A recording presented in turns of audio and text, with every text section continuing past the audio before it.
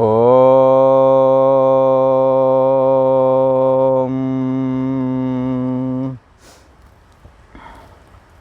श्री योग वासिष्ठ के स्थिति प्रकरण में श्री वशिष्ठ जी महाराज बोले, हे राम जी, काल पुरुष महर्षि भृगु को उपदेश करते हुए कहते हैं कि हे भृगु जी, जो मूढ़ अज्ञानी हैं,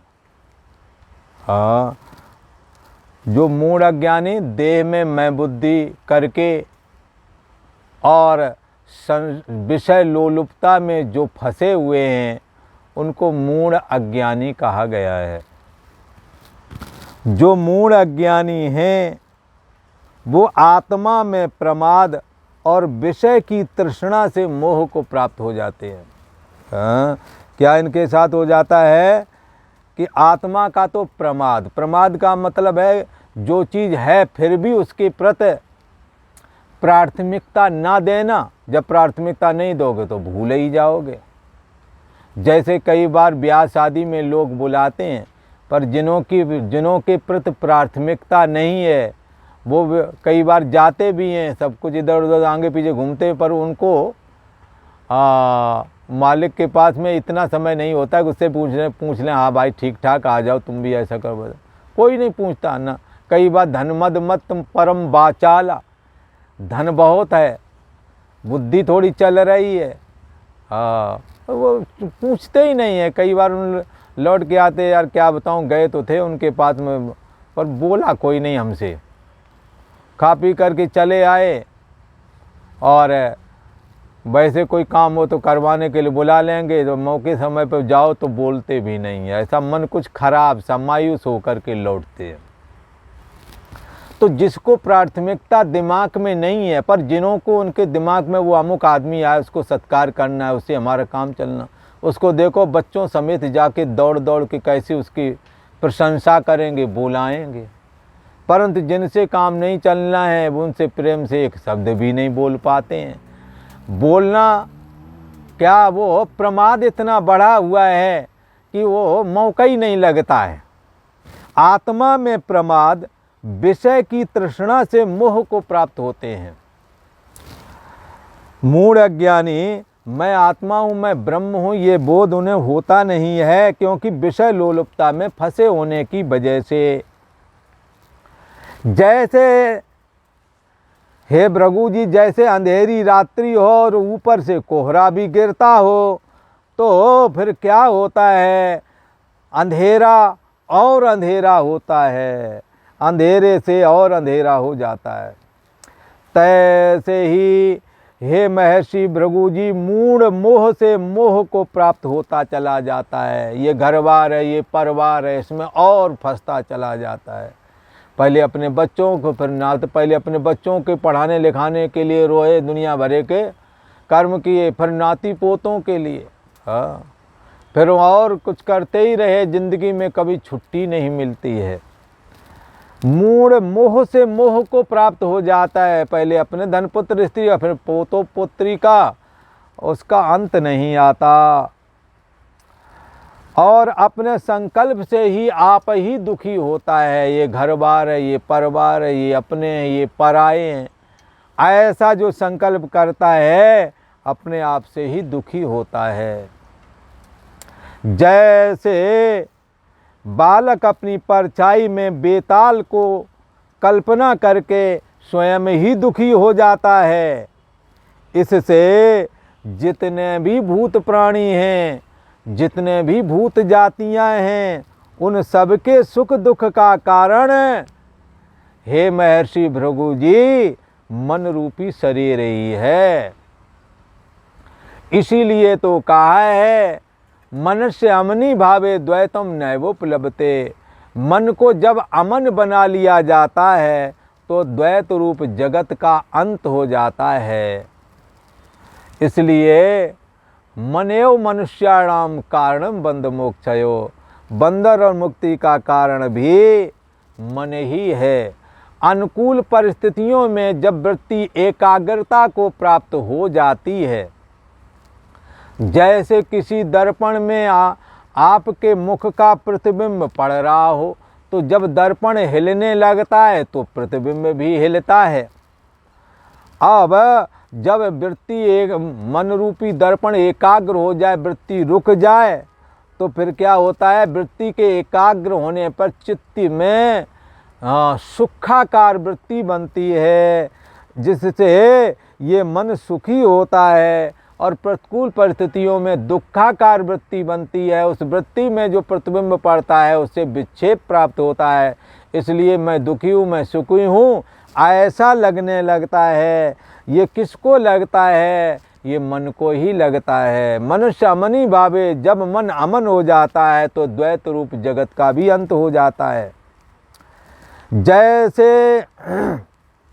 जैसे भृगु जी वह फुरना है, जैसा वह फुरता है मन, जिस संस्कार को लेकर के फुरता है वैसी ही गति को प्राप्त हो जाता है। मांस में शरीर का किया हुआ हे भृगु जी कुछ सफल नहीं होता। असत मांस आदिक का मिला हुआ जो आदि भौतिक 3.5 हाथ का जो पंचभूतमय शरीर है, वह मन के संकल्प से ही रचा गया है। तुम्हारे जैसे संकल्प थे, जैसी वासना थी, वैसा ही जैसी कर्म की वासना थी, वैसा ही मन में संकल्प आया। अच्छे कर्म होते देवता बनने का संकल्प आता, देवता जैसी वृत्ति होती। पर कई बार एक जानवरों की हिंसा किया करते थे, शिकार खेलने जाया करते थे, और उनके अंदर में अंतिम समय में हिरणों के मारने पर हिरण जैसी आवाज़ बोलता है वैसी आवाज़ आने लगी थी। इसलिए मौजूद सभी लोगों ने जाना, ये जीवन भर हिरणों का शिकार करते रहे, अब देखो तो सही इनके मुख से पिक पिक की आवाज़ निकल रही है, लगता है ये हिरण योनि में जा रहे हैं। अब जो किया है उसका भुगतान का समय अब आ रहा है। अवश्य में भोक्तव्यम कृतम कर्म शुभाशुभम, ना भुक्तम छियते कर्म कल्प कोटि शतैरपि ही। आपने जो कर्म किया है वो आपको ही भोगना पड़ेगा, चाहे 100 कल्प क्यों ना बीत जाएं। हाँ, आप अपने कर्मों को जो करते हैं उसकी वासना बन जाती है, वही वासना संकल्प रूप हो करके नए शरीर बनने का कारण भी बनती है। वास्तव में संकल्प कुछ है नहीं, पर कर्मों की वासनाओं का ही संकल्प मन के द्वारा शरीर, स्थूल शरीर के संरक्षण में कारण बनता है। संकल्प की दृढ़ता से हे भृगु जी आद भौतिक शरीर भाषित होने लगता है। संकल्प की दृढ़ता से। कोई कहेगा कैसे? जैसे आपके शरीर होने की दृढ़ता स्वप्न में भी शरीर हो करके दिख जाती है, जहाँ शरीर है ही नहीं। जिनका विवाह नहीं हुआ है वो स्वप्न में स्त्री के साथ देखते हैं। ये तीव्र संवेग आद भौतिक जो संरचना है मन में संकल्प की दृढ़ता से दिख रहा है। स्त्री ना होने पर भी पत्नी, ना होने पर पत्नी दिख रही है। जिसके संतान नहीं है स्वप्ने में संतान देखते हैं। तो संकल्प की दृढ़ता से आद भौतिक भासने लगता है। कौन? मन। मन में ये अपार सामर्थ्य है कि आप जैसी भावना बनाएंगे मन वैसा ही रूप धारण कर ही लेगा। पूर्व जन्म में आपने जैसे कर्मों की वासनाएं बनाई थीं, मन ने आज वैसा ही शरीर धारण कर रखा है और आगे भी वही शरीर आपको मिलने वाला है, जैसी वासनात्मक संकल्प मन में भरा होगा। हे भृगु जी, वह स्वप्न शरीर की नाई ही ये भी है। मन रूपी शरीर से, हे भृगु, मन रूपी शरीर से तेरा पुत्र जो शुक्र था, उसने भी वही किया जो सभी करते हैं। मन रूपी शरीर से जो तेरे पुत्र ने किया है उसी गति को वह प्राप्त हुआ है, और तू व्यर्थ में ही हम पर क्रोध कर रहा था और श्राप देने के लिए तू मुझे उद्यत हुआ था। मेरे ऊपर श्राप की गति बाधित है। मैं काल पुरुष हूँ, मैं समय के माध्यम से सबकी आयु का हरण कर लेता हूँ। तुम्हारे से पहले भी तुम्हारे जैसे ही और भृगु ऋषि महर्षि हो चुके हैं, उन्हों को मैंने समय के माध्यम से खत्म कर दिया और वो कैवल्य निर्वाण को प्राप्त हो गए, क्योंकि वो चैतन्य सत्ता आत्मा को जानने वाले थे। मन रूपी शरीर से जो तेरा पुत्र है, हाँ, जैसी उसने संकल्प किया था उसी गति को प्राप्त हुआ। हे भृगु महर्षि, हमारा इसमें कुछ अपराध नहीं जो तुम हमें श्राप देने के लिए चले थे। तुम अपना तपोबल ही नाश कर डालते। श्राप से हमारा कुछ बिगड़ता नहीं, क्योंकि मैं समय हूँ, प्रति क्षण बदलता रहता हूँ। तो हे मुनीश्वर, अपनी वासना के अनुसार जैसा जो कर्म करता है वैसे ही फल को प्राप्त होता है। हे महर्षि भृगु, मांसमय शरीर से कुछ नहीं होता। जब मन ही मांसमय शरीर के द्वारा जो करता है वही होता है। जब तक मन करने की इच्छा नहीं करता तो मांसमय शरीर भी हिलता और डुलता भी नहीं है। अच्छे भले आप बैठे हैं, आपके अंदर संकल्प आ जाए कि मैं तो चलता हूँ, बाहर घूमने जाऊँगा, तो आप चारपाई से उठ खड़े होवेंगे, कुर्सी से उठ खड़े होवेंगे। किसने उठाया? आपके अंदर चलने का संकल्प बना, इस संकल्प ने ही उठाया है। ये संकल्प रूप मन ही है जिसने तुम्हें उठा दिया। ये संकल्प मन का ही है। इसलिए शरीर तो अपने आप में ना जड़ है, ये अपने को भी नहीं जानता और दूसरे को भी नहीं जानता। इसमें तो संकल्प रूप मन जैसा संकल्प करता है वैसी ही ये चेष्टा शरीर करने लगता है। हे मुनीश्वर, अपनी वासना के अनुसार जो कोई कर्म करता है तैसे ही फल को प्राप्त करता है। मांसमय शरीर से कुछ नहीं होता। जैसी जैसी तीव्र भावना से तेरे पुत्र शुक्र ने, शुक्र का जो मन था, मन जैसी जैसी फुरना आई, विश्वाची अप्सरा के पीछे चला गया था ना शुक्राचार्य जी का मन। जैसी जैसी तीव्र भावना से तेरे पुत्र का मन फुरता गया, तीव्र वासना से मन फुरता गया, वैसा वैसा रूप बनता गया और तैसी तैसी गति वह पाता गया। हे भृगु महर्षि, इसमें मेरा क्या दोष है? बहुत कहने से क्या।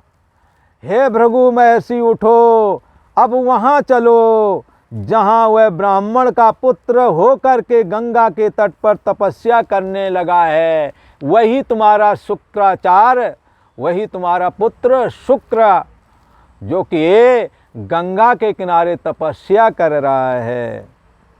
बहुत कहने से क्या। हे भृगु, अब उठो और वहाँ चलो जहाँ ब्राह्मण का पुत्र बन करके गंगा के तट पर तपस्या कर रहा है वो शुक्राचार्य। इतना कहकर श्री वाल्मीकि जी महाराज बोले, हे भरद्वाज, जब इस प्रकार काल भगवान ने कहा तब दोनों इस संसार की, इस जगत की गति को देख करके हंसने लगे। अरे ये संसार कैसा है? हमारा पुत्र शुक्राचार्य मन से भ्रमित हुआ, कैसी कैसी गति को प्राप्त हुआ, कौन कौन योनियों में गया, देवता बना, अप्सराओं के साथ क्रीड़ा की, फिर हिरण बन गया, राजा बना, धीमर बना, ना मालूम क्या क्या बना। ये जगत की गति देखो तो सही। मन में जैसा जैसा भाव होता है मन वैसा ही रूप धारण कर लेता है। काल भगवान और महर्षि भृगु जी इस जगत की गति को देख करके हंसने लगे। बड़ा आश्चर्य है, हंस कर को वो उठ खड़े हुए और हाथ एक दूसरे का हाथ से हाथ पकड़ कर कहने लगे कि ईश्वर की नीति बड़ी आश्चर्य रूप है, कुछ जाना नहीं जाता, क्या से क्या हो जावे, असारे अस्मिन संसारे किम किम ना संभवती। एक तो ये सारहीन संसार है, इसमें क्या से क्या नहीं हो जाता। हाँ, अघटित घटना पटी ऐसी, जो घटना सोची भी ना हो, जिसके विषय में कुछ कुछ अनुमान भी ना हो, वही सब घटित हो रहा है। ईश्वर की नीति बड़ी आश्चर्य रूप है, जो जीवों के बड़े भ्रम को दिखाती है। जैसे उदयाचल पर्वत से सूर्योदय होकर आकाश मार्ग में चलता है, तैसे ही हे भृगु जी प्रकाश की निधि उदार आत्मा। जैसे उदयाचल पर्वत से सूर्योदय होकर आकाश मार्ग में चलता है, और ये काल भगवान और महर्षि भृगु जी भी आकाश मार्ग से चल दिए।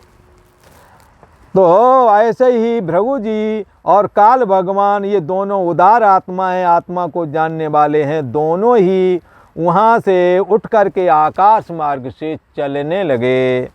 जब इस प्रकार वशिष्ठ जी ने राम जी से कहा, तब सूर्यास्त हुआ और संपूर्ण सभा अपने अपने स्थान को गई। और दूसरे दिन के उदय हुए, फिर संपूर्ण सभा अपने अपने आसन पर आकर के बैठ गई और सोचने लगे सभी लोग, आज ब्रह्मा जी के मानस पुत्र वशिष्ठ जी महाराज क्या उपदेश करने वाले हैं। बड़ी उत्सुकता से आकर के सभा में अपने अपने स्थान पर बैठ गए। इति श्री योग वशिष्ठ स्थिति प्रकरण भृगु आसन नाम त्रयोदशा सर्गा। आज इतना ही।